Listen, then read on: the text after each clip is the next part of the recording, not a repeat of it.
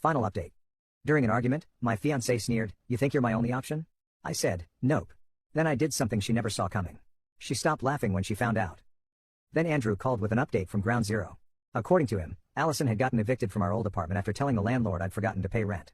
She'd moved back in with her parents, dragging Kevin along for the ride. Yeah, Kevin, the same Kevin who'd supposedly ghosted her. Turns out she'd guilt-tripped him hard, sent him novels about how I'd abandoned her during her pregnancy, how she needed a real man to step up, how I'd left her at the altar and destroyed her dreams. Kevin, apparently lacking both brain cells and self-respect, bought the whole sob story and showed up with a duffel bag ready to play house. Andrew told me, "Dude thinks he's riding in on a white horse to save the day." Andrew was just sitting back watching it all unfold like a nature documentary. "I'm just here for the explosion," he told me. Well, he didn't have to wait long. That Saturday, Cole and I were having a perfect day. We just finished watching some UFC fights. The main event was a heavyweight brawl that ended with both guys unconscious on the canvas. We had burritos from this killer place down the street. Apartment clean. Life good. I was telling Cole about this new job site where we're building a 50-story residential tower when someone started pounding on the door like they had a warrant and a grudge. Cole and I looked at each other. I opened the door. There they were, Kevin puffed up like he'd been inflated with testosterone and stupidity, and Allison behind him, arms crossed, clearly pregnant, wearing full makeup like she was about to film a courtroom drama. Kevin stepped forward like he was about to deliver a monologue from a bad action movie. "You think you can abandon a pregnant woman and walk away without consequences? You left her at the altar, man.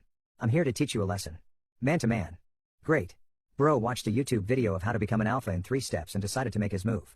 Behind him, Allison actually started clapping, not exaggerating. She was clapping like he just delivered a killer punchline at a comedy club. Show him, babe. Show him what a real man does when someone disrespects his woman.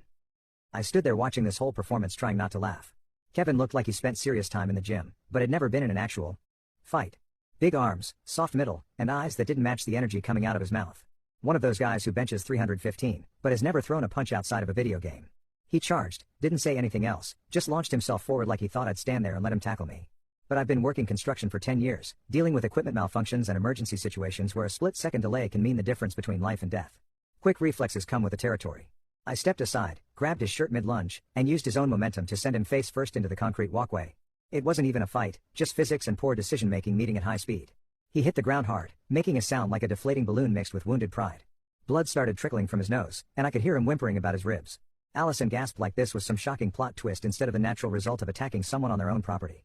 Then she snapped, eyes wild, voice hitting frequencies that could shatter glass.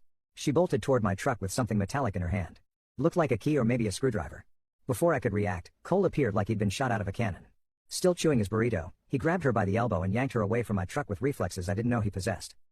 "Ma'am, this is a Nissan," he said, still mid-chew. "Not your emotional support punching bag. Get the hell out of my way, Cole. Don't get between us." "Lady, are you naturally that stupid or do you